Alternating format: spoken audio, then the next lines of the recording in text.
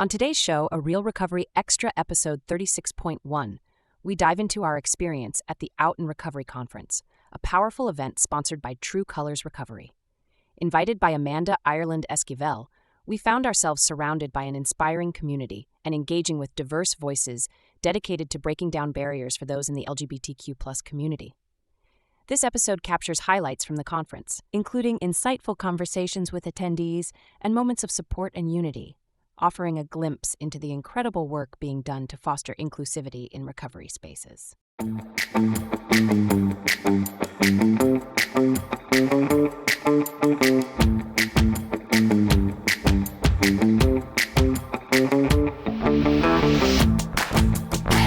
This is Julie.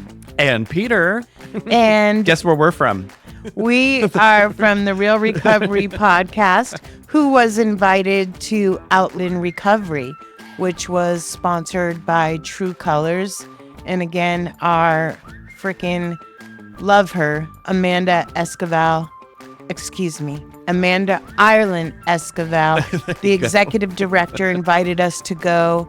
And we had the best spot at this one. Yeah, it was really cool. It was what used to be. What's funny is I used to do events at this hotel when it was a Red Lion. I used to do events at that hotel when it was a Red Lion too, Peter. It's so funny. My events were maybe a little different than yours. I don't know. Mine were illegal, but what I really loved was the pool. The pool overlooks the river. Yeah, it's a beautiful location. Beautiful. And the conference rooms we were in also overlooked the river. And it was a beautiful setup. What was so cool was we weren't right in front of a stage, so we didn't have loud music blaring like we did at the past Recover Out Loud event. But we also were able to get a lot of really cool people that we haven't heard from come up to our booth and say a few words. So that's what you're going to hear as we play snippets from this wonderful conference. And again, there was some Real Recovery Podcast celebrities there. Yeah. Amanda started off our recording and told us about the conference. And shout out to Amanda, who's really trying to educate and help the community. Every time, whether it's my CRM class or this conference, she's just amazing. Like, she's really trying to make the world a better place. And congratulations on their first house purchase to help with sobriety housing, which is just, again, amazing. We also saw Bo from Oregon Recovers. Yeah. We got to meet Dante from Harmony Schools. Yeah, he was really cool. He was one of the highlights for me because there's some opportunities there with his students, and they would like to learn how to do podcasts and whatnot. So we might be able to do some mentorship there. We are going to, because I saw him again at 4D Gratitude Night and told him we were busy editing from the events. We also got to hear from Amanda's wife, Camille. Yeah. That was very exciting. And we got to do a little mini podcast with some of our home group members, Trent, Jen, and Hope. Oh, yeah, that's right. It Hope was so enlightening, and they all had our shirts on. And then Izzy showed up wearing our Real Recovery Podcast shirt as well. So it was amazing. We had 6 people in Real Recovery Podcast shirts. That was fun. And that was like representing. So Yes! cool. It really was. And what was the gal Native American who traveled, I forget where she came from, but Kristina, that's right. She was so cool. Again, I love the two-spirited way of thinking, Native American way of thinking, and I wish I could adopt it, but I'm not Native American, but I feel like I'm two-spirited in so many ways. And so we had a great conversation with her where she expanded on that and what that means. And some of the history. And the history, too. She knows it really well. And we got to meet Lacey from Fora, and I get to speak there tomorrow night. Fora, one of our favorites. We also got to meet or see Nicole from our home group from Quest was there. Patty from Oxford House, who's going to be recording with us in 2 weeks, was cool. there. Looking forward to that. We had a representative from the Alano Club. That was amazing. And we also had Pathfinders, and Nara was there as well. Yeah. It was Yeah, amazing. they gave away a gorgeous quilt and also a photo that really resonated with Julie. Tell them about that. Yeah, the photo touched my heart. Peter and I tried to win it. I tried to win it more than Peter, but it's a photo of the prison yard and of OSP, and I believe his name is Jeremy, who did the photo. He's really helped Amanda creating events like Pride.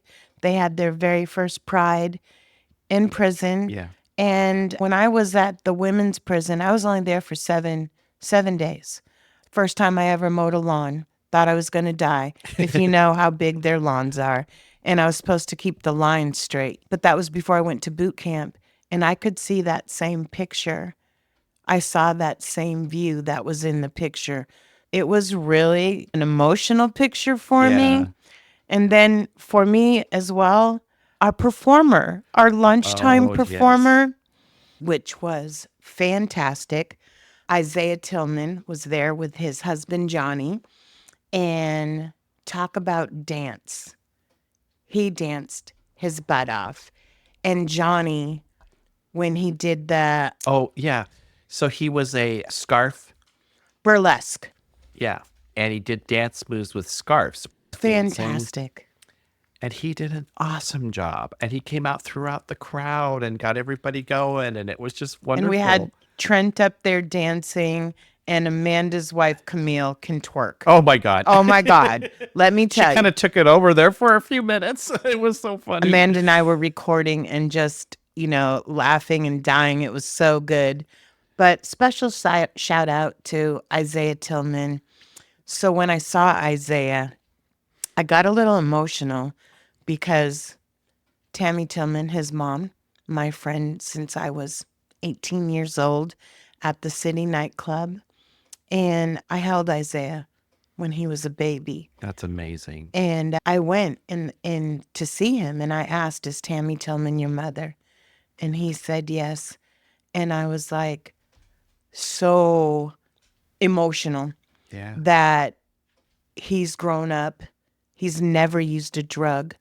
And he grew up in the land of, there was a lot of drugs. Addiction. A lot of addiction. is- And he hasn't fallen surrounding into it. Shout out to Tammy, who's sober now. And Yeah, this, he was so proud to say, I've never used in my life. and I was just like started bawling, amazing. just bawling. It was amazing. And he can dance like no other. And They did an awesome job. It was so much fun. and his husband, Johnny, in recovery. So just an amazing lunch show. And they usually perform at night. And that was so nice of them to come there, and just amazing Yeah. in so many So ways. take a listen to the event, and we have everything just rolls from one to the next. So hopefully you'll enjoy it. And thanks for listening. Well, we really do hope to push out more and more of these live events and more on time. So as we grow and get funded and so forth and have more time to focus on the podcast and not on our real jobs, we will do that, and we will attend and give you heads up as events are coming up. You might even want to come down to one of these events and say Get on the hi. Yeah, podcast. come up to our booth, say hello. So keep your eyes and ears out for that as they come up next year. Next year is going to be amazing. I can't wait for all the things that are coming up that we'll be able to be a part of. It's going to be cool. And shout out to my partner, Peter, who truly got up at 7:00 in the morning for the run. Then there was a day off. And then we're back at the conference, which was 8 a.m. Tuesday and Wednesday. And shout out to Amanda, who said, no matter what, you have to tell everybody I fed you good. And she, And she did. did feed us good. The chocolate cheesecake. One thing that stood out, I'll just mention before we close. I was chatting with Amanda, and I said, "Oh, so how are you this morning? Are you nervous?" No, because you know what? With our community, everybody comes together. If there's an issue, we all come together for it. And I just love that. It was beautiful. And actually, it became in practice for us because we had the Anara across from us. They were creating handwritten tickets for their drawing. And I'm like, we have a spool of tickets here. We'll let you could use them, no problem. And we helped them out, and they didn't have to create all these handmade tickets. Exactly. We all are there for each other in all the capacities. And I loved her attitude. We'll grow and learn. Next year's will be better, and every year will be better. But what an amazing idea, and what a platform. And thanks again for feeding us. Yes. All right, guys, take a listen, and we'll catch you next extra. And we hope to see you next year at the conference. Exactly. Hi, welcome to the Real Recovery Podcast. This is Julie. And Peter. And we are live today, Out Loud in Recovery. And we have Amanda with us. We wanted you to tell us about what today is about. We just heard it in the breakfast room. Thank you for inviting us and giving us a shout out. Yeah, it's my favorite recovery podcast. It's my favorite podcast, period. So I appreciate you all coming to the event and helping capture some stories here. And so what we're doing today is we're doing our first Out in Recovery conference, which is geared towards educating individuals about the LGBTQ plus community. And when we're in recovery, we often face several different barriers, issues, and stigma. And there's not a lot of education out there that talk about those specific barriers for gender diverse or different sexual orientations. And there's issues that come up. And so this conference was to be able to go ahead and provide professionals with the ability to be responsive, understanding, and then develop their cultural humility by accessing these education units and being able to go ahead and apply them in the field when they go back home. I love that. And I know you've been moving and grooving. You just got a house. Yes. Yeah. About a year. It's been a year. We've been, are you talking about personally or a recovery house? Let's talk about both. So yeah, personally, my wife and I were able to purchase a house a year ago, which has been amazing. Gifts of recovery, being able to be consistent, show up, and employable has allowed us to and actually about a half mile from the house, we purchased our first recovery home. And for those who don't know, Colors. You are with True Colors. With True Colors. Yeah. And she's the executive director. I'm the executive director of True Colors, and we're finally tipping our one toe into recovery housing, which will hopefully open up in November. We have a few construction stuff, replacing the roof or whatever that we need to do before we start moving people in. I love that. Housing is important. Yeah. We'll be able to house up to 10 people, so it's going to be a really big deal. I went to the Y for transition out of prison housing. Really? Yeah, nice. I had to do 30 days there, so I understand. There wasn't as much now as there was then, and housing is huge. Right. Yeah, and this house is primarily focused on helping individuals develop financial stability, and so we're going to be sending individuals to budgeting classes and things like that, and trying to eliminate any cost to housing. So hopefully it'll be fully paid for, and so that way they can save funds, and then within the next 18 months or so be able to transition into the next part of their process. Yeah, I think people don't understand, and this was true for me, getting ID to apply for a job, depending on how much time you did. And for me, again, in 30 days, I was blessed. I had a job the next day, but I also had some education. I had something to come back to. And not everyone does. Not everyone has high recovery capital or a small child. What I've heard from other guests that we've talked to is you need to have a complete path from A to B, and you can't just be taken off the streets, put into a recovery center, and graduate. There's so much more after that, and housing is so important. Because life happens, right? And life is still happening even if you're battling your addiction. And so debt's racking up, or you don't have a safe place to go to. Maybe your family has toxic behavior. Maybe they're in addiction, right? And so life is still happening around you. And when you are focusing on that and you can't really just focus on your recovery and your self-healing, it can be an extreme challenge. And I honestly think that the reason why I have been successful in my recovery was because I was able to fall back on my family. Like, my parents took me in, gave me a place to stay. I didn't have to worry about paying rent. My dad gave me a job at his painting company. And so the things that set me up for success was those fundamental resources. And not everybody has that access, right? And True Colors hopes to go ahead and bridge the gap there and at least show up where and how we can, at least eliminate some of those barriers, so that way people can really focus on. We had Chris on not too far back, and talked a little bit about your True Colors facility. Maybe you could expand a little bit on that, what your facility is, what you do there, what your hope is for people who come across the facility. Yeah, so we have a recovery community center that's located off of MLK. And people can go ahead and drop by 7 days a week. We're open from 2 p.m. to 10 p.m. and access mutual aid groups. We have about 27 mutual aid groups there that are ranging through everything. We have a boxing 101 course that somebody can take. We have different NAAA, Dharma recovery. The importance for us is having diversity in anything we do, right? Whether that's within providing services or whether that's with our meetings that people can access at our space.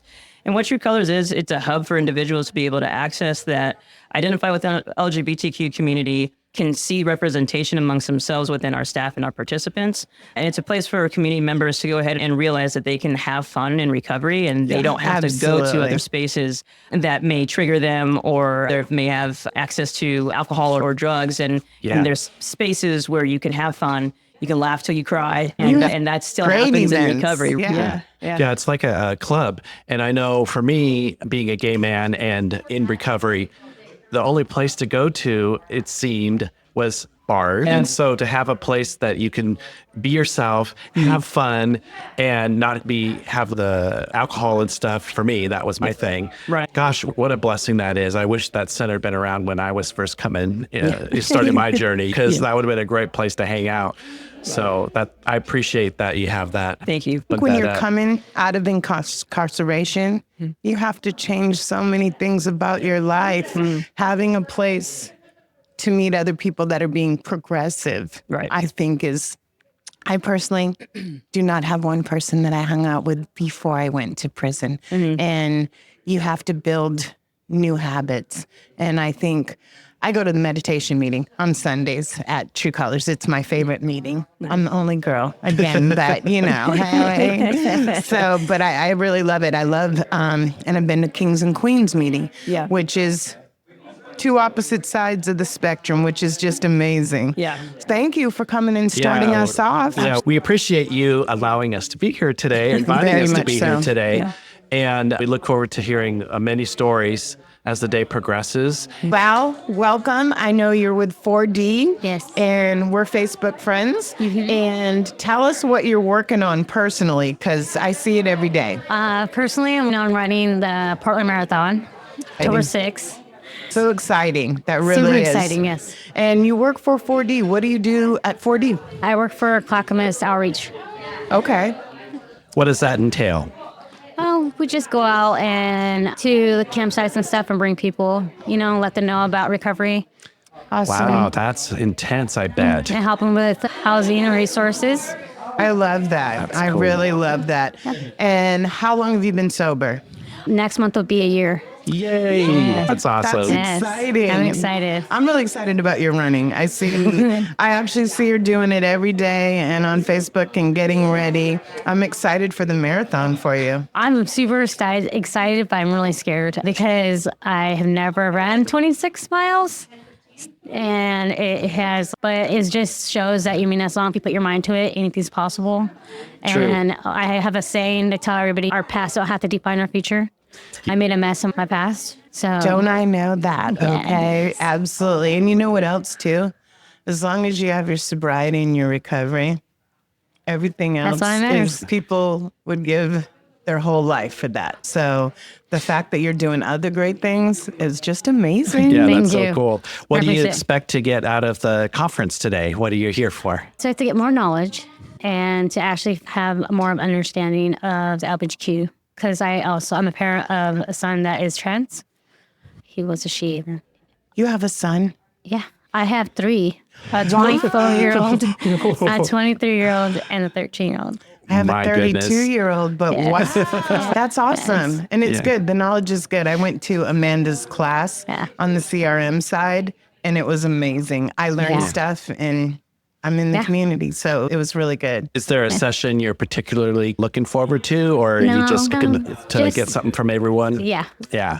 Because I like to learn, for one, and I am that person that's, okay, and then I want to know more. Tell me more. It's a great place to be. Yes. Yeah. But also, it also helps me, to support my child. On finding more understanding and be more supportive.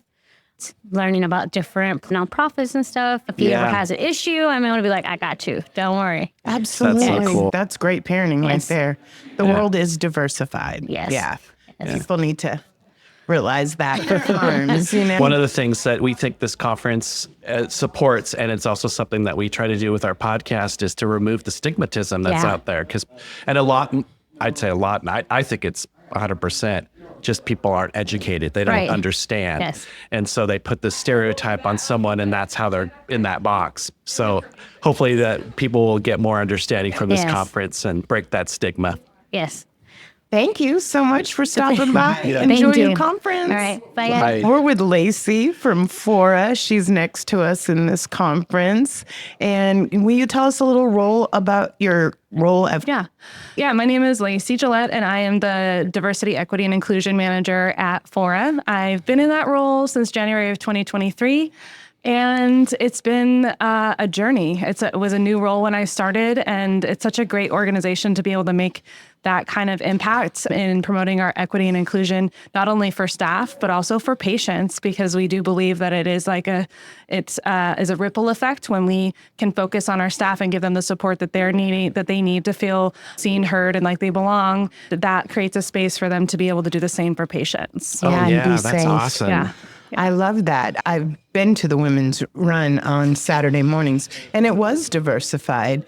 They were there, and I think they did feel safe. And I think feeling safe is really probably a very important part of recovery. I know it was and is for me. Like I said, I came out of prison and went to a gay men's meeting, and it was the first time I learned how to trust in my whole life. I understand. Because you didn't need to worry. Yeah, nobody wanted to sleep with me. It was really good. And for somebody who went to prison for owning the escort service, it really was a blessing. And it wasn't something I set out to do, but God works in mysterious ways. Yeah, he does. Yeah. Is there a session that you're particularly interested in today? I was looking at them, and I think there was one that I thought on motivational interviewing that I thought would be interesting because when I've learned, so my background is not in recovery, or not in the behavioral health field. I am not clinically trained. My background is in human resources. And so one of the things I did is I went to the Oregon Council of Behavioral Health conference called Demystifying DEI. And it was actually a series, and it was led by someone who works in Care Oregon and has done some work around, in their tribal affairs, and has done some work around DEI in organizations that are more healthcare based.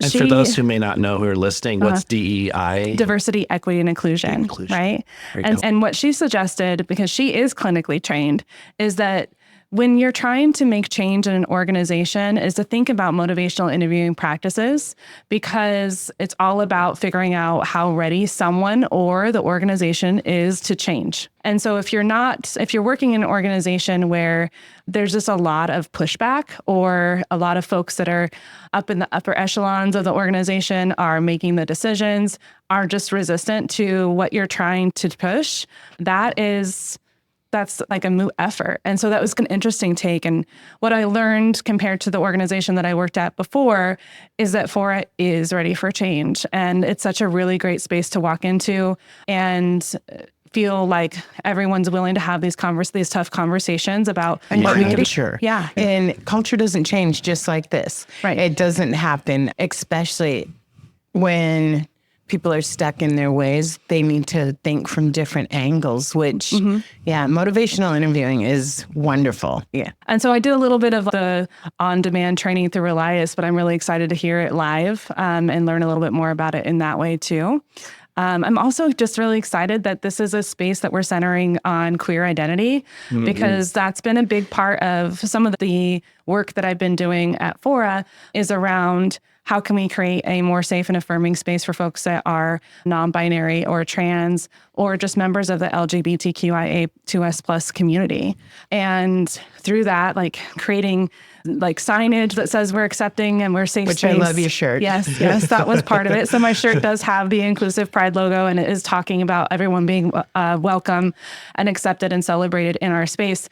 And so not just talking the talk, but walking the walk. And so one of the things that we've done is make sure that we're providing cultural humility, unconscious bias, and microaggressions training to all of our staff. And it is mandatory. Oh, that's awesome. And cultural humility is one of our values that is woven into our value statement for inclusion. And we know that we're never going to be able to be culturally specific. True Colors does really great work for the LGBTQ plus community.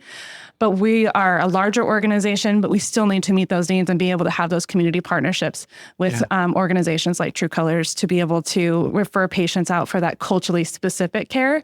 But we want to be responsive to those needs. And so in our space, we have residential counselors who are members of the LGBTQ plus community.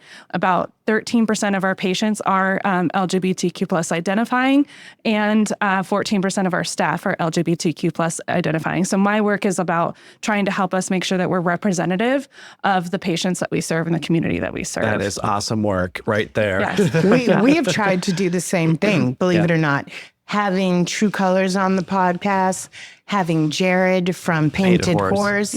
We've gone at it from every angle. Overeaters Anonymous, because recovery is recovery. And addiction is addiction. It so takes many shapes and forms. So we've tried to give people places to go and just really good stories of recovery, from being houseless to moving up. And people who aren't in recovery or may have a different viewpoint of people who are in substance abuse, hopefully we can lift that stigmatism a little bit and show that we're all people. We all can be, we're not defined by our addiction. Right. And I forget, someone put it that way recently to me. And I was like, yeah, that's awesome. I love that. And I think that is definitely something that at Fora we try to embody, is this value that we see the whole worth of a person, and that people come to us when they're broken and they need some healing. And we don't want folks to enter our space and we are causing more harm. I really feel that a commitment to cultural humility,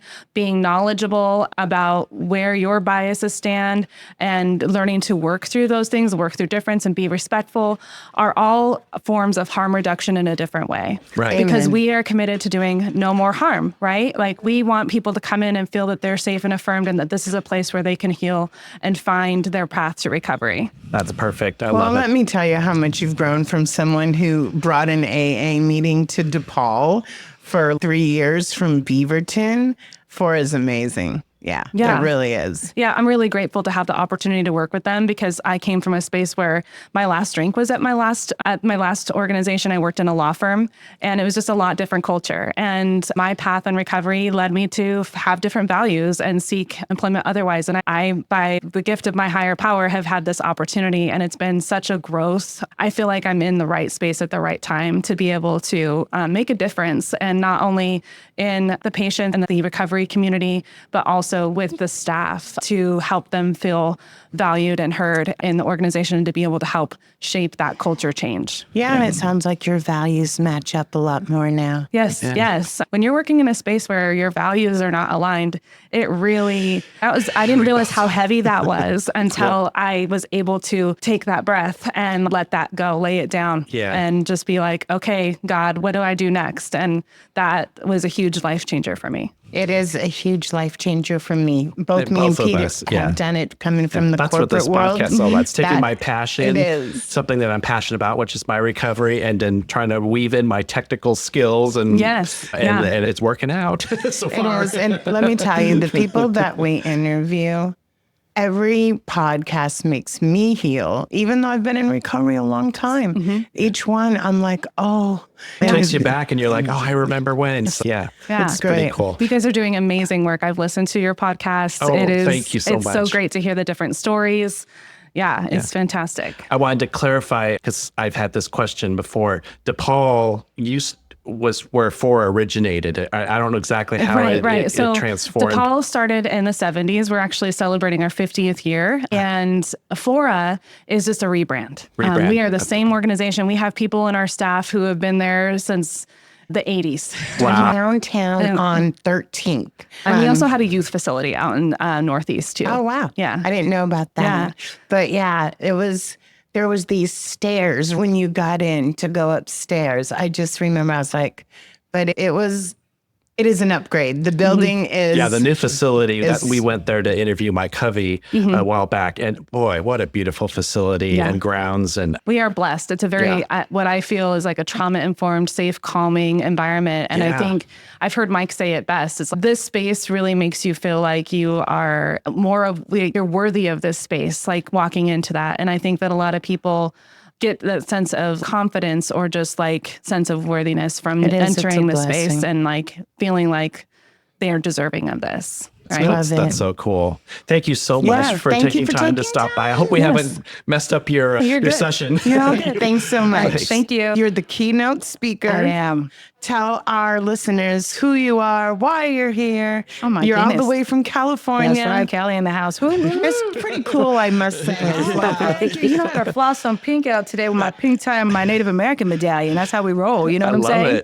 So happy to be here. So my name's Kristina Padilla. I go with they, them pronouns, Zer pronouns as well too. Everybody always is like, how do I use that? You know what I'm saying? So I'm sure while we go through this program today, not only today, but ongoing of showing and telling folks why and who we are. But today I'm going to tell you about why I'm here. Yes. And also I'm doing a keynote speaking engagement here for Out in Recovery. First, I'd like to say it's amazing just to have queer, rainbow, two-spirit, we'll say all together, having a conference as such to even have this platform. And then to come all the way from California is just, oh my goodness, this is a queer conference. It's a rainbow, however you identify. To be in this spotlight is amazing. Amanda gave me a call and says, hey, we're having this conference. We'd love for you to come out. And I was like, well, hey, I've got like over 70 trainings. I travel around the globe, so pick one. And then she's like, you pick one. Which one do you think would be great? And I was like, I think one of the things that people most need to know is why is the 2 and the S inside the LGBTQ? And what does that stand for and what that is? And when we explore not only our culture, but also our sexual identity and also our gender expression and our gender and our non-gender persons, right? So today's talk will be all about not only just finding our culture, and some folks don't even know they're two-spirited. Some people will also utilize the term indigiqueer. So for folks that do not utilize two-spirit, there's also indigiqueer. And then there's also a part that some folks that are outside, because a lot of people that are Native American, you have to be Native in specific because of the fact that it was sacred given to us in a conference in Winnipeg, Canada in 1990. So a lot of all the rest of the LGBTQ is awesome, but this one's actually more cultural appropriate that you need to be Native American to be able to say, hey, I'm two-spirited. Okay. I love that. I love the two-spirit. We had Melissa on from Painted Horse Recovery. And she's with 4D. I'm sorry, with 4D, but her and Jared. And anyway, and she was explaining two-spirited. And I just love how that was put. And because I'm not Native American, but I'm two-spirited in a lot of ways. Yeah, no, I totally. And some people that transform and what that looks like, and some people don't feel like they walk with two spirits, but in Native American, when we're looking at the culture and saying there's also masculine, feminine, masculine, masculine. So there's actually 4. That's a mouthful. That is a mouthful, but in our Native and a lot of folks, and what people don't know is that a lot of times what we were called before that, the 1990s, is bertiches, which was in French. If you speak French, it means a kept boy, which is a prostitute. So we wanted to reclaim as Indigenous communities, specifically the Native American communities and First Nation people, which is out in Canada, and they came together and was like, hey, we're going to go ahead and reclaim our stuff, just like the queer word. We reclaim that as Native folks because it was derogatory. So when we're looking at the respects of the history of what two-spirited came from, it was really a derogatory term that the French, when they came up and killed all of us, along with other folks from America, that the Indian Act, which it was legal to kill us for 5 cents and scalp our heads. What happened was a lot of stuff got colonized from the Europeans, unfortunately, because of the fact that a lot of Christianity came over. And like I said, I'm just doing facts. Not anybody that's listening today, whatever your political party is. I love all y'all, religion, all out. It's, hey, any pathway of recovery, bring it. But what I'm going to say is just factual. And so a lot of stuff was basically, with two-spirit people, it was intertwined, and it was, what's the other word I'm trying to think of what it's called? Pushed on to the Native American folks. So they were afraid for a lot of us, you know what I'm saying? Because when they went around in the 1800s, which there was witchcraft and warlocks and people, I know this took a left turn. Are y'all listening to me out here? This is the history of what I'm talking about today. I'm like, this totally is what I'm talking about. This is what we're going to. So anybody listening right now, this is the history. When they were out there in the 1900s and they were rounding up people that did witchcraft and that were witches and they were burning them, they went and got the queer people, the gay men, the gay women, and they went after after the two-spirited at that time was called berdaches, and they would burn them too. And that's also where America got the word F, that derogatory term toward gay males, because if you look in the dictionary, Oxford Dictionary to be precise, you look at the very bottoms of where it says what the F-A, you know what, T was basically bundling barrels of, what is it called, sticks. That's what they would light up on fire. And that's where it derived from, which a lot of people don't know that. No, I didn't. I knew it meant a bundle of sticks, but I didn't know that. And that's where it came from. Oh my gosh. Yes. Wow. That's what I said. And you got a history lesson here. Yeah. He that did. just totally hit me. And I Boom. didn't ask your pronouns too. And I think one of the things is a lot of times we presume of people's outside appearances. I have no idea. And that's one of the things I think was be great too. I know I introduced myself. What are y'all pronouns? I am she, her. Okay.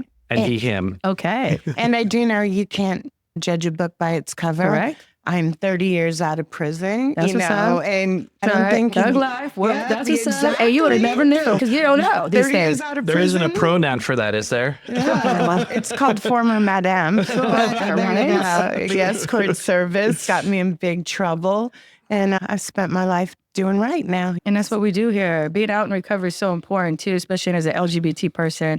I identify as a two-spirited, gender fluid. And some people don't understand the gender fluidity, also encompassing a non-binary and being a transgender person, right? So trans mask is who I am, right? But at the end of it all, some people are like, how can you have 4 identities? We do. I'm extremely educated and I know what I'm talking about. And sometimes I feel for the youth that are trying to come out in society that these clinicians or non-clinical folks will be like, no, you got to pick one. We do not pronoun people. We do not pick gender expressions for people. We do not give people their sexual orientation, and people got it twisted. And I think that they can do that like a diagnosis inside of mental health. And we don't need to stop doing that and give them their power and empower them of where they fit in. And in the midst that they don't, and they're stressed out about all the alphabet mafia, the LGBTQ, it's called E, which is basically, I'm throwing an E in there, and that's me saying that they're exploring their gender, they're exploring their sexual orientation.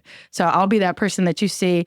Why do we have the E, Kristina? And you heard it first here on this podcast of basically breaking that out there and putting that out in the industry. Not that we need one more letter, but we do. And that's one more thing I'd like to say. A lot of times people are like, oh my goodness, I was in this training like a couple weeks ago, and there was a guy in the back, and he says, Kristina, are they going to keep, and I guess I was a spokesperson, right? They're like, are they going to keep adding LGBTQ 1, 2, 3, 4, 5, 6, 7, 8? And after he went off for a while, I wanted to say, hey, can you repeat that? I didn't hear that. I did. But no, I wasn't there for that. We rise high. I said, I rolled with resistance. If the audience is used to like motivational interviewing, we roll with resistance, right? And so I looked at him and I said, of course we are going to add more stuff. And one of the things to take away also about that piece is that words, they asked, are we going to continue to add words, you know what I'm saying, to the LGBT? And of course we are. The word made education. up. Yeah, the word made up was made up, right? And evolve had to evolve. So that would be actually rhetorical to say that we would just wipe out the whole human language every year as we bring more letters and numbers that have nothing to do with LGBT people and vocabulary into the world, into the Oxford, the Webster dictionaries. Some people have unconscious bias that they're not used to, or they're not used to seeing. Will you explain gender fluid to our listeners? Yeah, that might not know. So gender fluid, just because you're meeting me today on this podcast, I've explained a lot of different stuff. So my fluidity goes in and out. I have masculine, feminine as a two-spirit person, but I also have some days I wake up and I'm very feminine. Some days I'm very masculine. And that's it could be also somebody saying they're fluid in their dressing of expression. So as society would say, I am dressed masculine. I'm just dressed in clothes that I like to wear and I feel comfortable. You know, and anybody can wear a tie. A lot of people, it's funny, I'll take you to a story really quick. My daughter she's in 3rd grade, Kristina Padilla. She brought me a Mother's Day gift, right? And she didn't call me mother, but I prefer I want to be called parent by everybody else. And so she brought me something home from the teacher, and it was a person in a dress that was like, anyway, she says, the teacher gave it to me and she made me color it, and she didn't want me to leave without having this piece all together. And I was like, what do you mean having the piece together? No, we all had to color this piece of paper because we were going to give it to our families and to our mothers. And so what ends up happening is she brings it home, and my daughter goes like this to me, Mommy, I know you don't wear dresses, but my teacher made me color this and wanted to give it to you for Happy Mother's Day, Mommy. And I was like, of course I'm like, mommy, and I was like, what? Already forcing gender norms and gender expression on my kid. But a lot of times people, I think, get it twisted that they think that we're doing the opposite of putting all this LGBT or flags or whatever. And really it's the opposite. We're being forced to be like straight and not homosexual, but heterosexual. Right. So I think they got it twisted. Right. Yeah, but that's my personal opinion and my perspective inside of some of the schools. Because there's so much controversy happening in today's society around. I know for me, I never wanted to be in a box. I just wanted to be normal. Yeah. But what is normal, right? But that's my growing up when I had to wear many masks. I wore masks all my life. Yeah. I wore my masks to hide my being gay, and I wore masks later on to hide my alcoholism, my substance abuse. So sometimes I have a little trouble with don't put me in a box. Correct. I am Peter. Yeah, you're Peter. And I loved it when my assistant of mine, her father, very conservative person, got to know me before he knew me. And then when he learned that I was a gay man living with my partner, he stopped for a minute and rubbed his chin and he said, Peter's pretty all right for a gay guy. And it's to me, that kind of sums it up. All just let's get to know the person. Correct. And it's unfortunate that we have to be put in these boxes, No, I think. I agree. But and some people get so stressed out to have it to be like, I want to be a part of a community, right? And I want to be part of this community, but I don't know where I stand. So whether you explore whatever that looks like, or sometimes I'll tell young folk or older folk, you don't have to identify, just be yourself. Yeah. And when you figure it out, kind. just be, and Oh you'll my evolve. God, yeah. Be kind to whomever, whatever. Be open-minded. If everybody was like that, would we not be a better place? Peter, when we go places, sometimes they're like, is this your husband? And I was like, no, he has a husband up here. It's just Yeah. And but you know that there's like open relationships and poly relationships. Huge shout out to the polysexual folks that are out there too. So I volunteered for a thruple because Marty cooks really good. And this man is a doctor, and I said I would do the cleaning. Yeah, and it works out, right? Absolutely. But I was like, could we be a throuple? I think this could work. Everybody has a role and a spot. That's amazing. Just keep that open mind up. You know what I mean? Sometimes I don't even think about, like, oh my God, there's all these different of not only just like, hey, you're supposed to have man and woman or woman and man. You're free to live your life how you want to. Yeah. Who's in your bed is nobody's fucking business, number one. Sorry, I swore. But I think the most important part of it all is that you're happy. And a lot of people, we live our lives for other people. And I have to tell you, people pleasing was even for me. I would people please all day long until the fact that, you know what, I'm fucking tired. I'm done. I need to people please myself. And I also need to carry the message, but at the same time, make sure that not only I'm happy, either my child being happy, being important. I'm a single mother by choice. I had my child.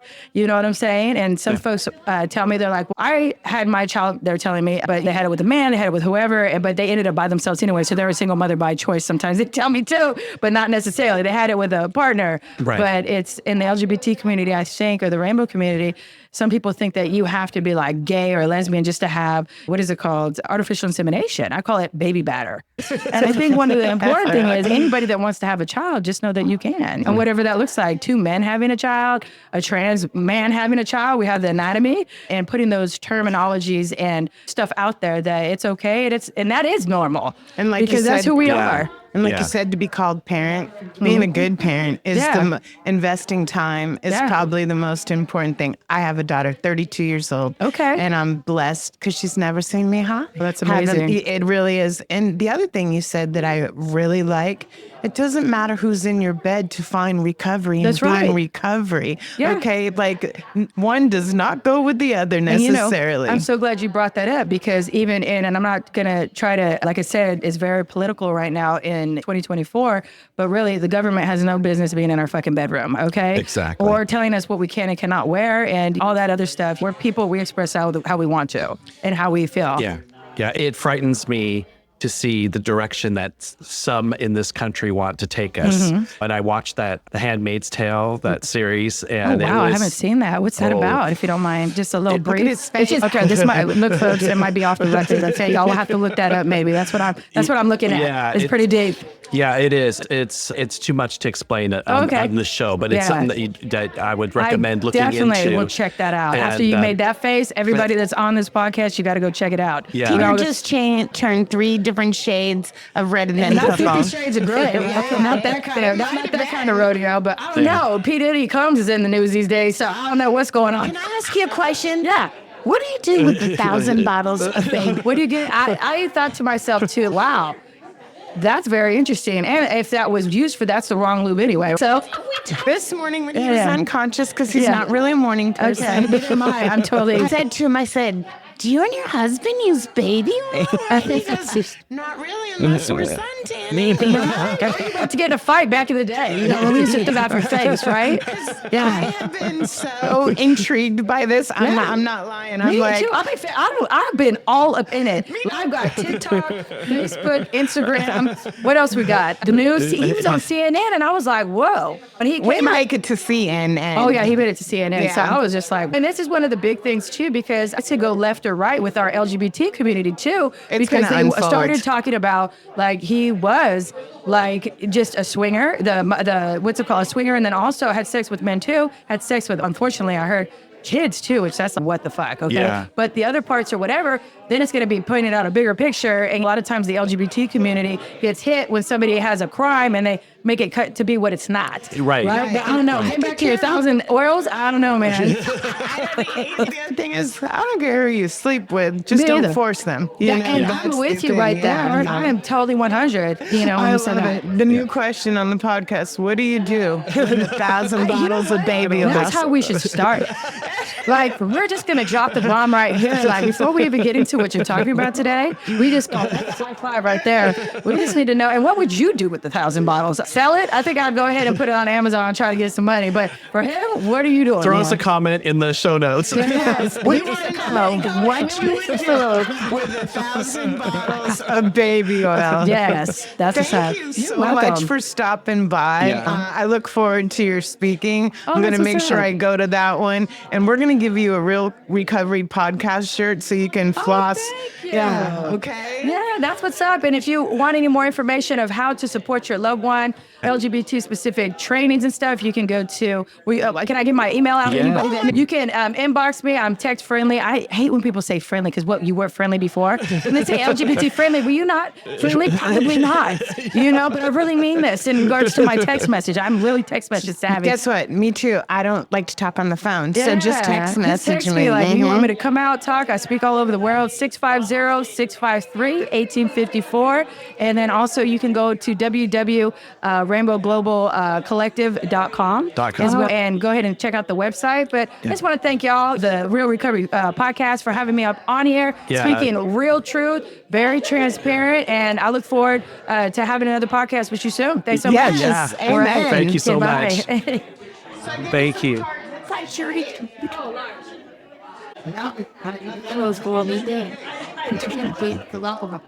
All right, we are This recording. is one of our lunch bunch members. I'm so excited, from our home group.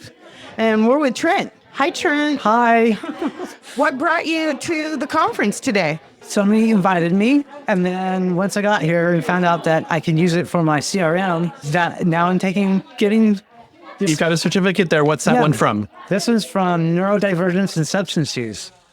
I guess it's different types of people that usually they say that OCD, people with OCD, autism, bipolar, some of those diagnoses is neurodivergent. So there's just a lot of different information about. Education is amazing. Education is education. It's where it's Yeah. at. I think the great thing that Amanda brought in this conference was learning all the different pronouns, different ways of coming at recovery. Yeah. And it's good for the CEUs, get 10 hours Yeah. towards, I just got my CRM and I got my PSS and my CADCR. Oh, nice. Yeah. Yeah. I don't know if I want to go all the way to CADC, but I definitely want to check out.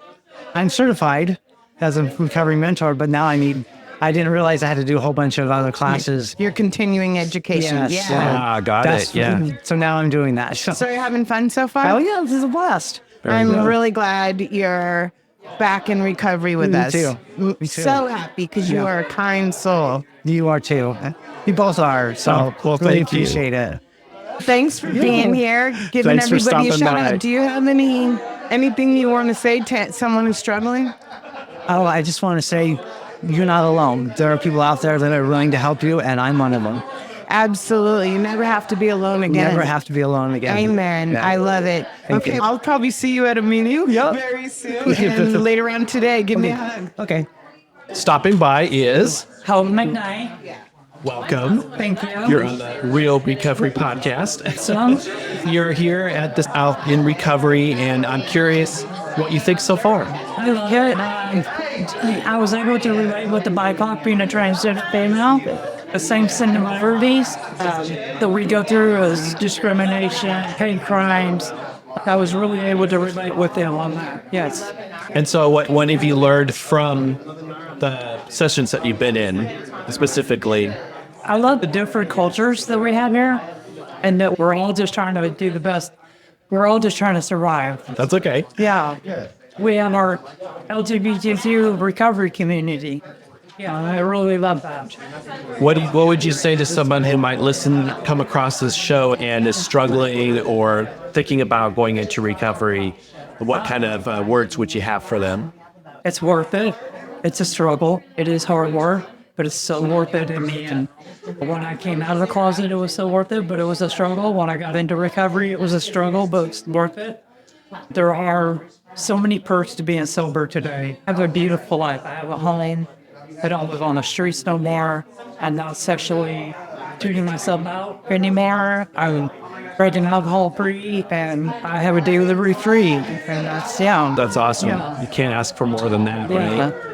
Yeah, I feel being gay and an alcoholic that I almost had two coming outs because I struggled with, it was like I wore a mask for many years being gay just to fit in, to blend in. And then as an alcoholic, same thing. So I feel like now that I can share and be open with who I am and fully open with my addiction, my life is just improving every day, daily. Yeah, I totally understand that. I thought I had to have drugs and alcohol to have sex with other men, and that's not true. Yeah, I totally relate to that. Are you looking forward to another session coming up? I am. I'm going to go to the Two-Spirit one. Yes. Yeah, that one hits my heart too. I think that's so Yeah. cool. We had Melissa on and talked about being two-spirited, and that episode for me was just opened my eyes. It was so cool. Yes. So far, these breakouts have been really helpful. Cool. Enjoy the rest of the show. Thanks for stopping by. Thank you. So we have Elizabeth from Oxford House. Yes. And Welcome, Elizabeth. we're at the conference still. I saw you sitting with my man, Bo. Yes. Love him. Love him. His episode just came out, actually. Yeah, 2 weeks Just a couple weeks 2 back. weeks ago. I need to listen to it. Mike Marshall's just came out last Friday. Okay. Tell us what you do for Oxford House and about Oxford House Yes. for our listeners who may not know. Educate us. Perfect. Okay. First of all, Oxford House is peer-based, substance-free housing. All houses are democratically ran. That was a really important piece to me when I came into recovery because I did not have a voice before that. So in Oregon alone, we have 226 houses. Wow. Yeah. That's amazing. There's about 50 in the Portland metro area. It has really grown because I'm Yes. going to tell you 27 years in recovery. And when I first got in recovery, a couple of the guys from my meeting were in Oxford Houses, and it wasn't as easy back then. There wasn't as many. Oh my gosh, I know. So I came into recovery March 8th, 2010, and I interviewed at 3 Oxford houses. And it was a hard deal trying to find a house that would accept you, that you could move into, that would work with you. I had no money. I was a felon. Yeah, exactly. I had just survived my 8th overdose. I really needed that safe community living. Yeah. And they really embraced me and helped me to grow in my recovery. Gonna make me cry. God is so good. Yes. Yes. Because for those of you, Elizabeth looks amazing. Amazing. Thank you. And I understand the felon history. Yeah. So it's beautiful. I actually was able about a year and a half ago to get completely expunged. Oh, Nice. that's awesome. Yes, it's really amazing. Fantastic. And it was these connections that I got in Oxford House that helped that happen. So now I get to work for Oxford House.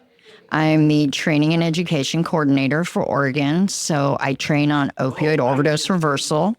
I also train the houses on like Matt and Mar, different pathways of recovery and acceptance, really. You said Matt and Mar. Yes. What is medically assisted treatment? We've heard of that before: Suboxone, methadone, Vivitrol. But medically assisted recovery, because we're telling people you're taking this medication as part of your treatment, right? What happens when you're out of treatment? You need to be responsible for your own recovery at that point, right? And medication might be a piece of that. And sometimes it lasts up to 2 years. Goodness, longer than that even. They say the longer, the more recovery than the short time. Exactly. I know people who have been on a MAR medication for over 10 years.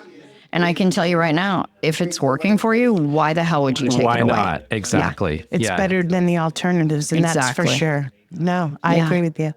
I learned a lot about Matt when I was in my CRM class. Yes. And didn't realize how diversified the treatments were. It was amazing to learn. Yeah. And it's really about educating people that your recovery can look completely different than mine, and go and find out what that looks like. Talk to people. All of these clinics, these treatment centers, they're totally open to people walking in and asking questions. They want you to be educated on it. They want you to know what's going to be required of people. A few of them. Yes. Celio's different than Another Chance. Celio's doing a lot of different areas and is diversified, and I like that. And Another Chance, they don't turn anybody away despite the insurance. Exactly. So it's every time we keep hearing a little more, and it's a little better. And Fora's here with us today. I know. So I originally went through DePaul Treatment Center, which is like the crunchy older brother of Fora Health. Yeah, my daughter's father went through the crunchy version. But that's the whole reason that I'm standing here today. The accountability that they taught me, I literally didn't know how to sit still for 10 minutes at a time. And the way that they worked with me, DBT skills, walking me through that moment, I absolutely needed that. So I appreciate the fact that I didn't get the shiny new version. I love what they're doing, but I don't know that it would have worked for me at that time. No, absolutely. The crunchy version, it's amazing. I was in we were talking about it today. Talk about our pre-conversations for this conference. So when I graduated from college, I had a party here at this hotel, and the room, it was a suite on the water with a bartender. Oh, yeah. And my daughter's father was there, and he went to DePaul, and he's since overdosed. And they had just built the kids section at the bottom. Yes. And it wasn't open yet, but they let him take her 3 days a week with a counselor so I could finish my schooling. Oh, wow. It was actually, so it's been like so huge. I was telling, at that time is when I still owned the escort service, and I was telling Peter, let me tell you, the last time I went to this hotel. So it's great. The 360 circle for you. Yes. How amazing. I was actually in DePaul Treatment Center, and we got a pass, and we were escorted down to this parking lot for Hands Across the Bridge. And that was one of my first experiences with recovery community. An event. I know. And it was huge. It really opened my eyes to that I can have a voice, and it can be bigger than my little shared room at DePaul Treatment Center. We need to start somewhere. John Morgan, the executive director of Another Chance, was at DePaul. It started his career there. So just amazing. Yeah. It really grew my family. For the Oxford House, how does it fit into the path of recovery? Is it something that you go into a treatment center and then you go to or do you go directly to Oxford House? How does that absolutely depends. Okay. We have people who come straight out of prison. Okay. My coworker over there was literally picked up in the parking lot when she was released. Wow. We have people who come off of the streets. We have people who come from 3-bedroom beautiful houses where it's just not working anymore. We are completely democratically ran. So in order to get into an Oxford House, you go to our vacancy website, you call up, or you can apply online, or you call that contact person, and you ask for an interview. And you go and you sit down with 6 to 10 individuals just like you and ask some basic questions. And that's really what helped me decide to go there. Is I didn't have any lag time. So I was in DePaul for 6.5 months. And when I was released, almost 14 years to the day, I was released in October, I went straight to my Oxford house. Okay. If I'd have had any One time, safe place to another exactly, safe place. it was not okay for me to be walking downtown Portland. That's where a lot of my addiction happened. All of mine. Yes, it was not safe for me to be going and getting somewhere. And the one thing that my family did is they did pick me up and drive me there. Love that. And when I got there, I had 2 black trash bags of clothes, box of books, and a pumpkin. They let me have a pumpkin in DePaul. And October. Yes. And I really had to fight for that one. They're like, it's a food item. I'm like, but it's not. And when I got to that house, they accepted me with no money, no job, nothing. There were blankets on my bed. They had a meal waiting for me. Wow. They had toiletry items and a towel for me. And they really embraced me. They showed me felony-friendly places to work.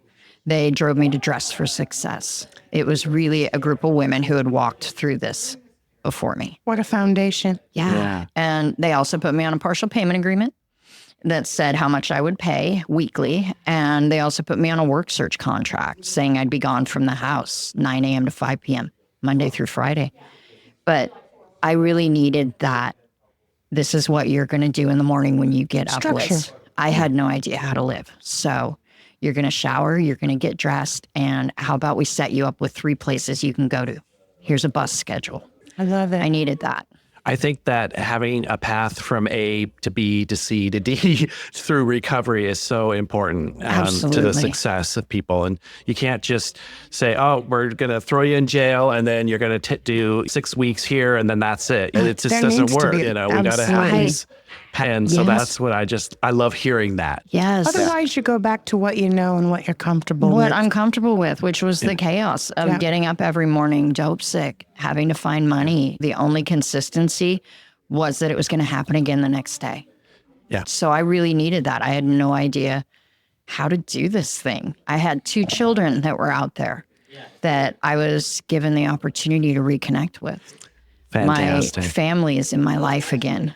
I got married in recovery, somebody that I met with Oxford House. And I swear 2/3 of our wedding reception was made up of Oxford House people. They really just became a family. Can I tell you? Because I go to AA, but everybody I hang out with is in recovery. It's like a great place to be. And it's a very strong foundation. Yeah.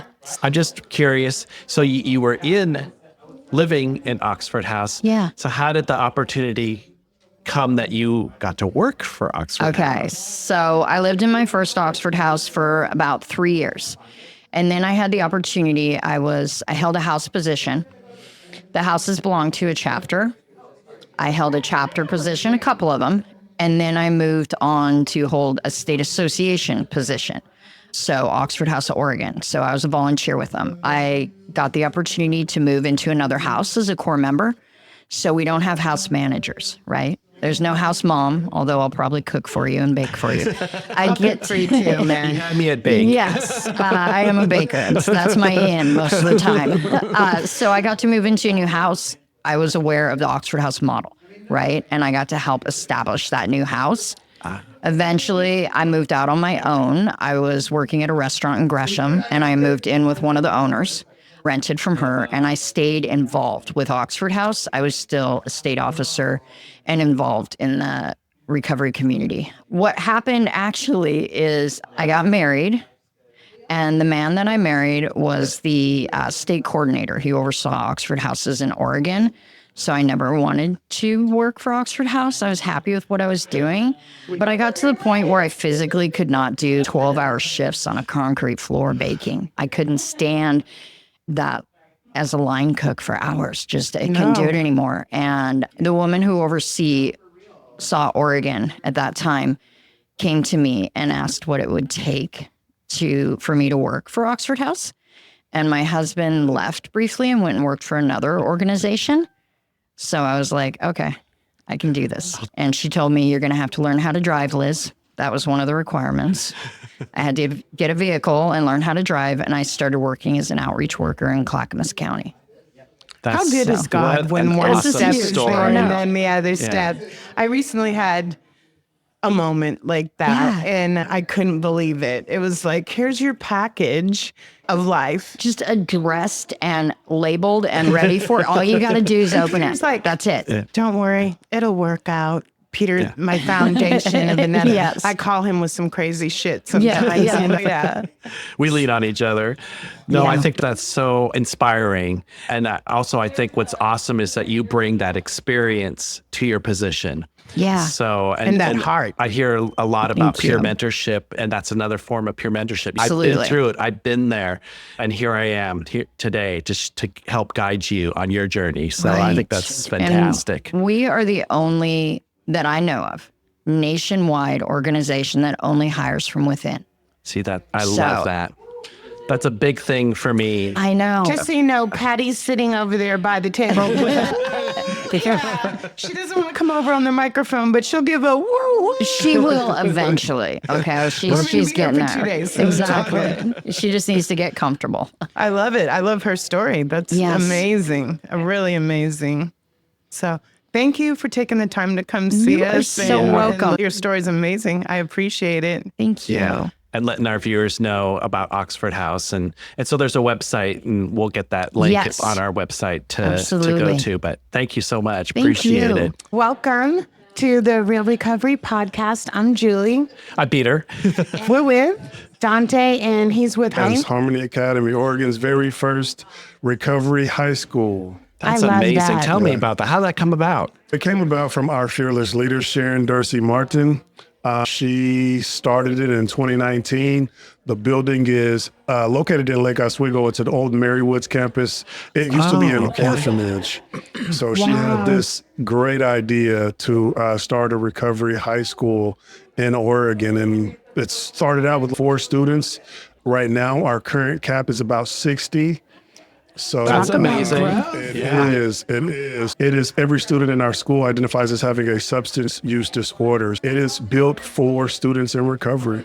Now, saying that, what does it have that another school wouldn't have to accommodate people who are in addiction? Right. Primarily, we are a high school. What we do is incorporate recovery into our curriculum. So first thing in the morning, we start out with a class where students get actual credits for. It's called Recovery 101. So each student that goes to our school is paired up with a mentor. That mentor has lived experience and pretty much works alongside with that students. Some students come to school with cravings. Some students come to school with urges and whatnot. Our mentors work with the students. We also provide, we're not treatment, but we do support students in their recovery as far as getting them support if treatment is needed and just anything with recovery. We are a abstinence-focused school.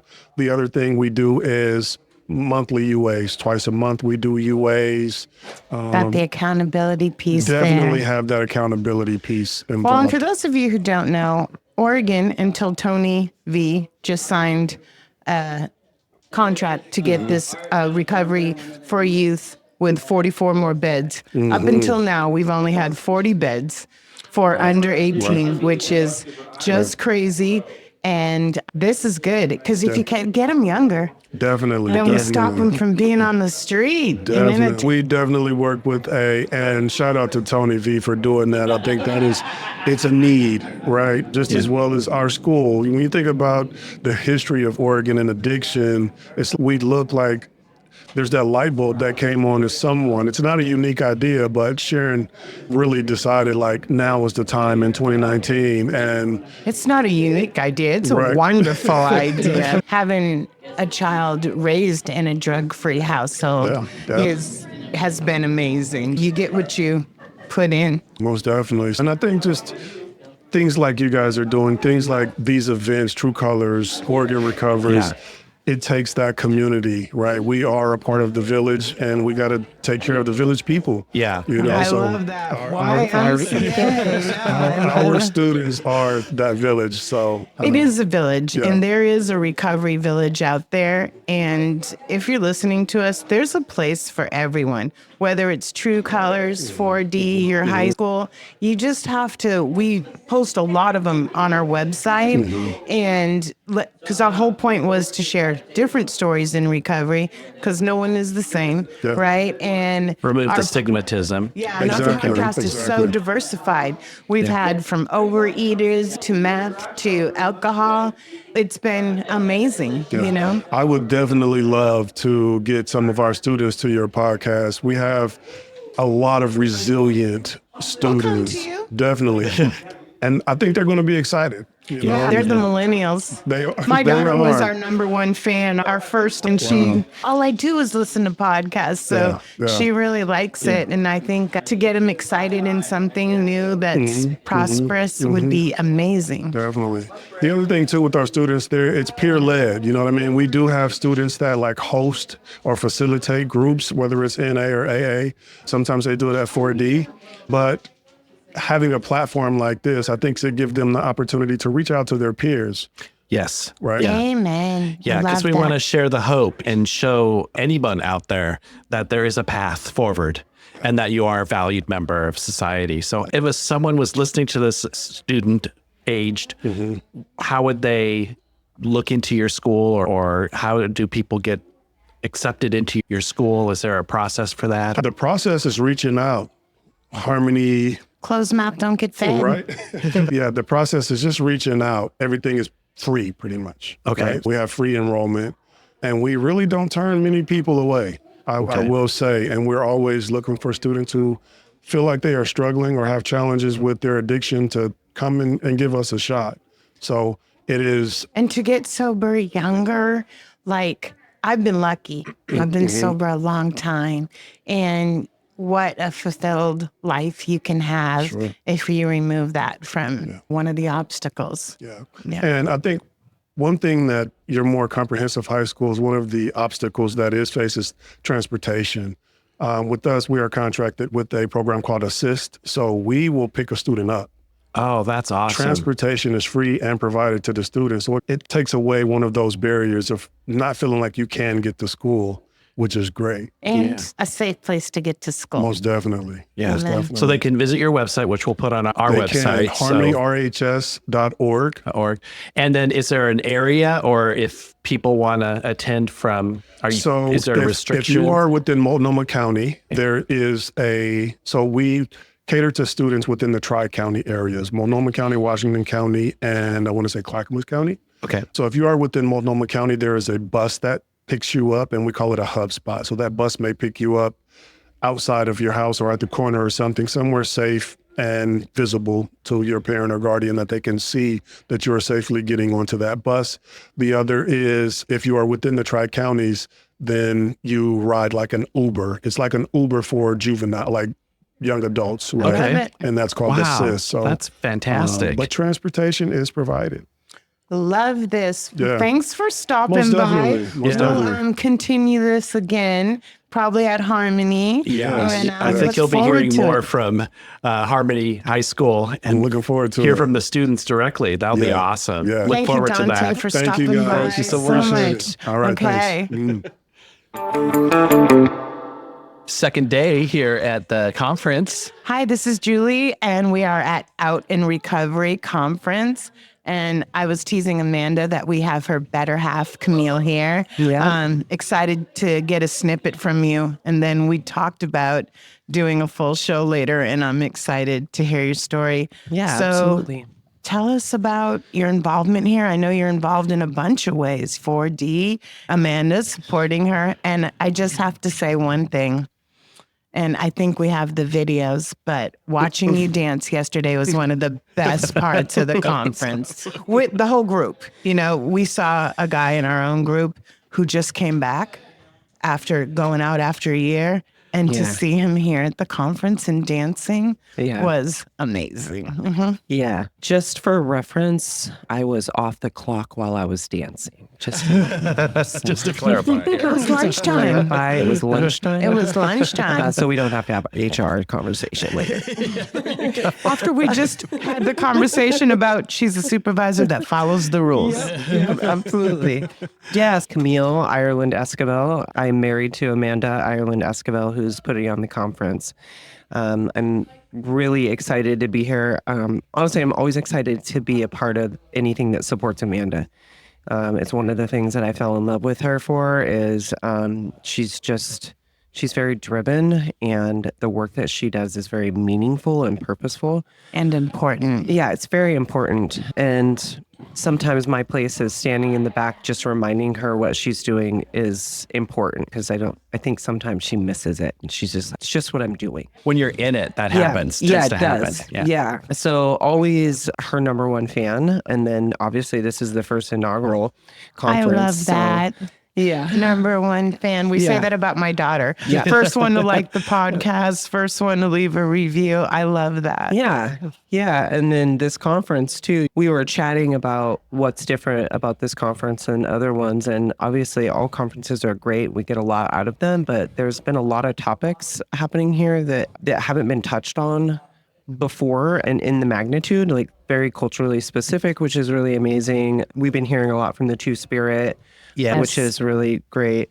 We just came out of a panel for sex workers, and it makes sense because these are topics that definitely involve the LGBTQIA plus community.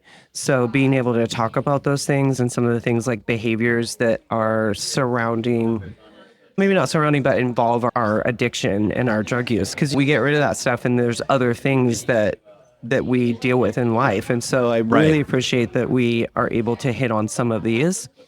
It's fun. It's been fun in here. Performances. We have recovery podcasts, which this is amazing. Where else you get to go, be at a conference, and then do a little interview. Yeah. And I will say, we already knew you, but we have met even more amazing people. Yeah. It has been fabulous. Yeah, it's been one of the best. Yeah. And then my involvement here on the work side, I work for 4D. I'm the Prime Plus supervisor in Clackamas County, and I have a team of 2 who are here at the conference as well. And so I'm always representing 4D. We love 4D. Yeah, always supporting other recovery supports. That's what we're trying to do. And just, I love my job. I love that you love us, and I love my job. I really believe in the mission of 4D and what we do. And give us the elevator pitch of 4D. What so 4D, we serve the population 18 to 35. We are in the Tri-Counties. We have drop-in centers that are open from 2 to 10 every day, 65 days a year. And we are like a hub. We're the place where meetings and events happen. People from outside of 4D can come and hold their events there because we have all different pathways to recovery, right? Absolutely. It's not one size fits all. And so at 4D, we're trying to get people connected to all of those options. Is that the gym? Is that 12-step recovery? Is that maybe a faith-based? And there's so much more, harm reduction. Yeah, and give a shout out to our boy Skylar Ray, who's sponsored by 4D on the We Do Recover tour. Yeah, actually, I will do a little plug for him. That will be this Friday. Skylar Ray is doing another little concert at the Clackamas Center. I want to say it's around 6 p.m. I'd have to pull it up, but so he'll be doing that. And then the Prime team, which is my team, we're putting on an event the following Friday, October 4th, from 6 to 8 p.m. And it's a Twister and Trivia event. I can just see you doing Twister. I'm not coordinated enough. Me neither. I can't remember last time I did Twister, but hopefully it won't get too out of control. Do a little bit of that. We'll have a little bit of trivia, which is fun. We're going to throw out some swag items to people for their answers. And then I'm going to give away 3 brand new longboards. Nice. Yeah, I think I might have some massages and maybe some headphones to give away. And I like to give away things at my events, free raffles. So everybody who walks in the door gets a raffle ticket. Because in early recovery, and I would think now, I like free stuff. Right? Yeah. It's like a big thing. Makes me feel good.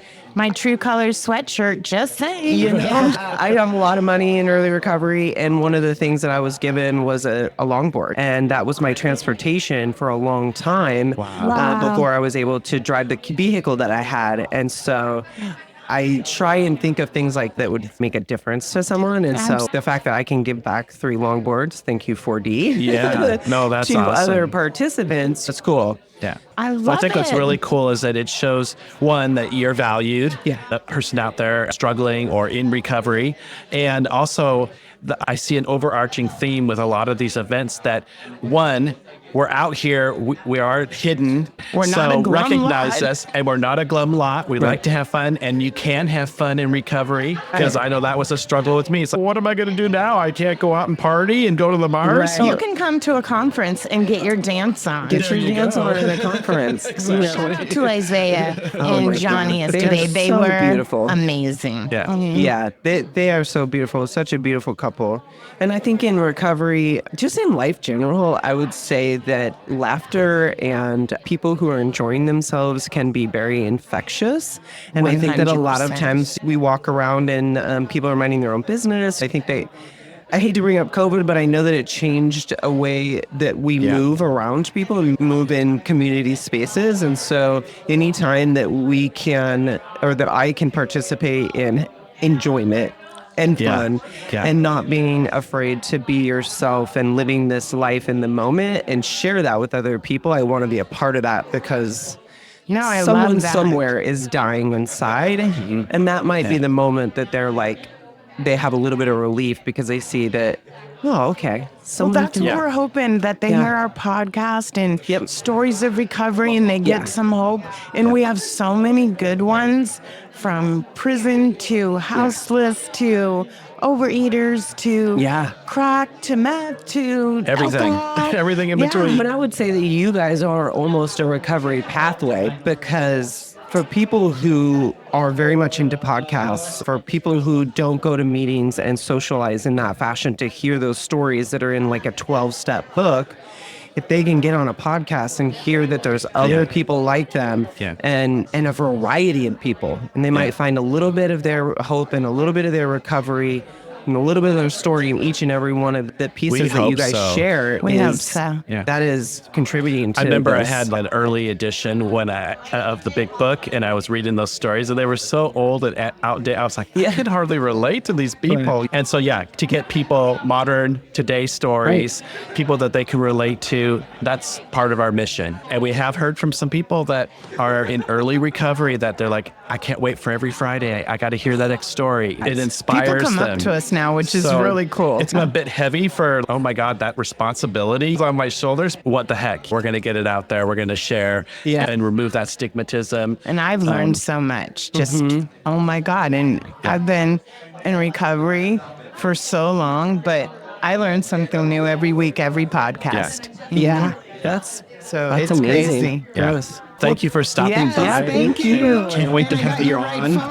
For your We're going on a little vacation, and then we're going to start scheduling again. Perfect. So, okay. I need a little time off. All right, we'll see you next time. Enjoy the rest of the conference. Hey, so Izzy, what brings you here today? Ham and eggs. You, I think it's Jen, great Peter, that GTD is here. Amanda, celebrating Amanda, my sister in LGBTQ, my sister in recovery.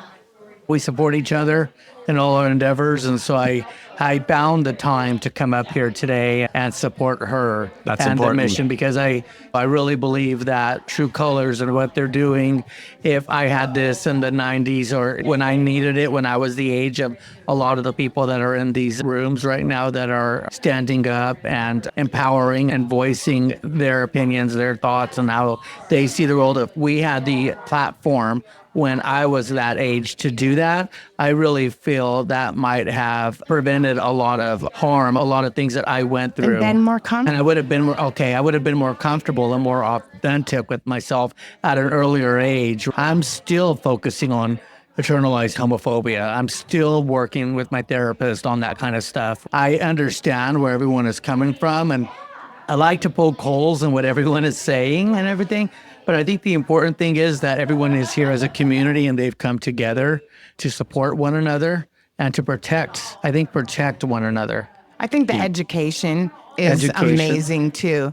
where you bring movement and health and all this other stuff. A lot of your peers have been here, which is great, Fora and some other stuff. Jen, what brings you here? For me, it's also to support True Colors and then just to learn more within our community. And then, that's mainly I'd say the main two reasons why I can grow as an individual as well as helping other people in our community grow as well. And then just supporting True Colors. They're like a big part of my recovery. It was last year during Pride, I decided that I really wanted to go. And like my drinking got to the point where it was either I needed to wake up and drink or go to Pride, and I would have to take like an Ativan. So I ended up taking an Ativan, hopping on the bus, making it to Pride, watching the parade, and then I made it through the booths and somehow stumbled across the True Colors booth. And I can't remember who I spoke to that day, but whatever and what was said, but whatever happened during that conversation, it was in that moment where I decided that I wanted to stay sober. Right on. I'm glad, because you are like a resource book and help so many people that are just starting out in recovery and whatnot, just like the crew you came with, which is amazing. You're loving and you're thoughtful. You're always thinking of others. And you're beautiful. You guys all as well. Get it off from you guys. But you're photogenic, so there you go.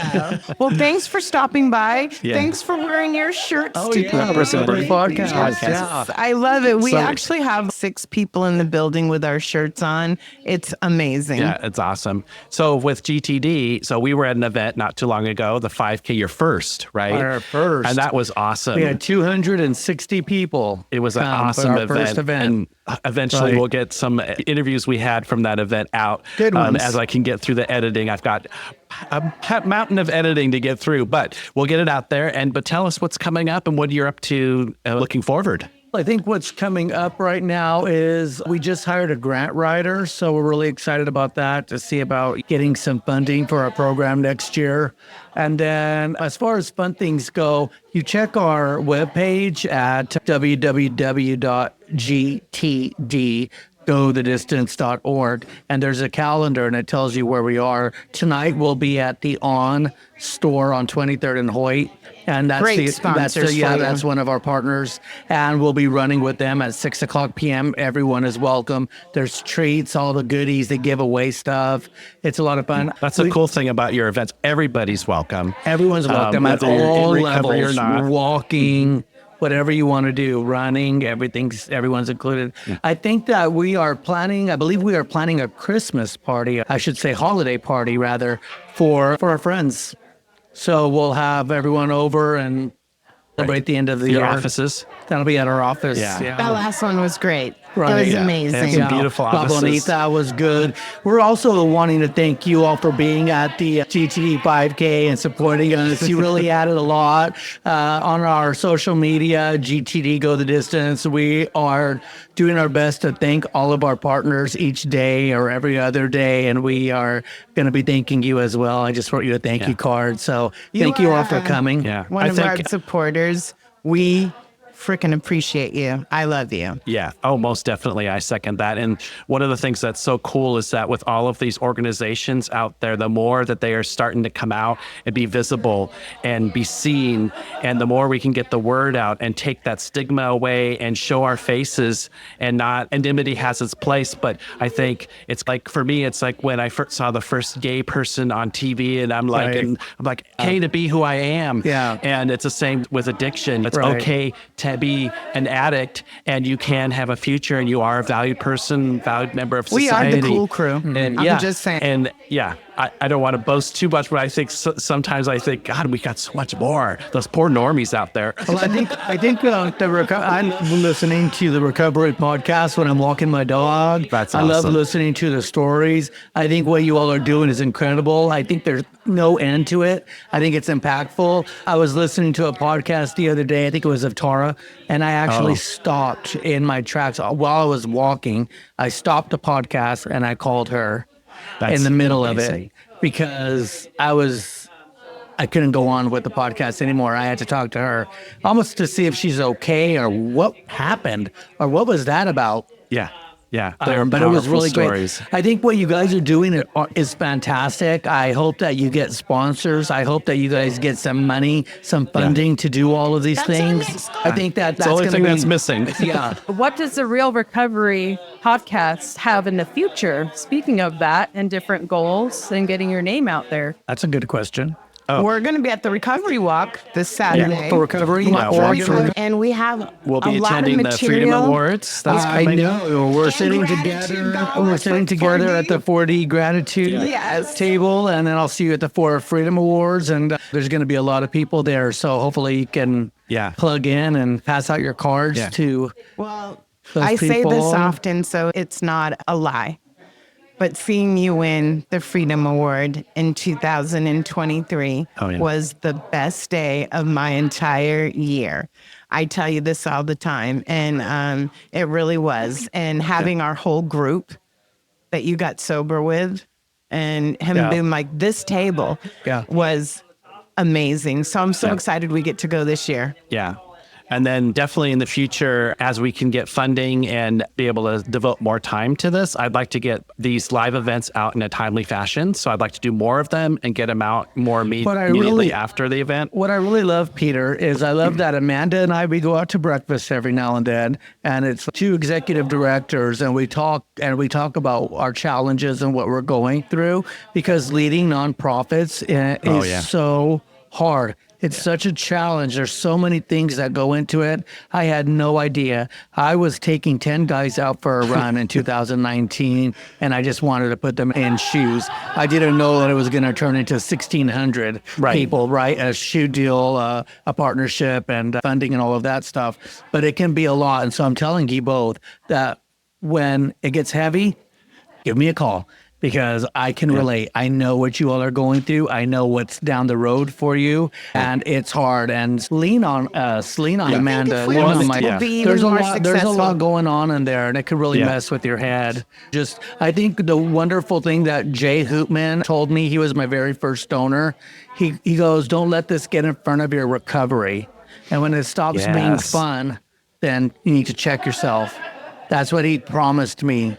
After our very first meeting, when I wanted to start this program, do not let this get in front of your recovery. And when it stops being fun, check yourself. Words of wisdom. I said, all right. Well, we're still at the fun part. Yay. And the other thing that's so cool, like you mentioned, the community is so integrated and everybody helps each other. It comes together. So it's not like a competition between nonprofits. We're all like, let me help you out. Always support each other. Yeah, exactly. So I'm looking forward to next year. I think next year's the year we will get funding, and I'll be able to devote more time to this.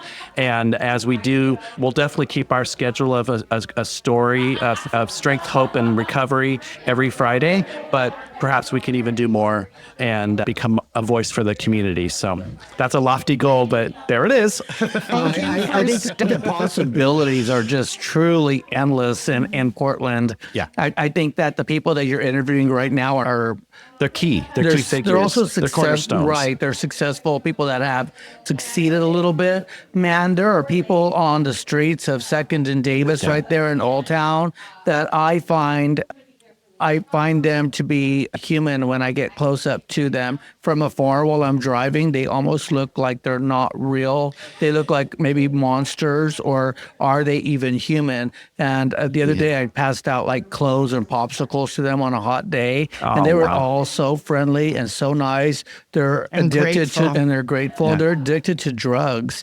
I think that one of the cool things that you guys could do is take your mic out there and interview them. And then have them and then perhaps give them a pair of socks, and maybe we can help you with that. Yeah. There's so many possibilities. We had Elton on, who's from 4D. And she described her situation before she got sober, and she was one of those people. She was a monster. Right. Somebody you'd think was a monster. A monster, yeah. When she was describing her image, I was thinking of that movie Mad Max, that little kid with the matted hair and all dirty and grimy. And look at her today. So those people that were passing on the streets, they are somebody. They are. Well, I have a picture of myself on the street with my George Foreman grill. I had my George Foreman grill. I had a laundry basket full of shoes, ironically, that didn't fit me. And I just remember getting on the bus with 2 laundry baskets and a George Foreman grill and nowhere to go. And, We do recover. We do recover. Thank you so Amen. much for stopping by. Appreciate Thank it, you both. Izzy. Thank you. Thank you. That's a wrap on today's episode. Thanks to each and every one of you for lending us your ears and hearts. Your engagement is what fuels our passion and keeps this podcast thriving. We cherish the moments we share here and hope they resonate with you, whether you're on a daily commute, at the gym, or just taking a moment for yourself. Make sure to head over to our website at realrecoverypodcast.com. While you're there, subscribe to our newsletter for the latest insights and uplifting stories from our community delivered straight to your inbox. Click that subscribe button on your favorite podcast player too, so you can keep up with every new episode. It's your support that keeps our conversation alive and meaningful. And if our stories have touched you, consider using the donate button on our site. Your contributions, no matter the size, are deeply appreciated. They help us continue our mission of sharing hope and healing. Join us beyond the podcast and follow our journey on social media. Find us on Instagram, Facebook, and on X, formerly known as Twitter. All the links are on our site, so you can stay connected and be a part of the Real Recovery community every day. Your likes, shares, and comments not only spread the message of recovery, but also remind us that we're all in this together. So, until we meet again, remember that recovery is a journey, not a destination, and we'll be here to accompany you every step of the way to recovery, real recovery. Thanks for listening.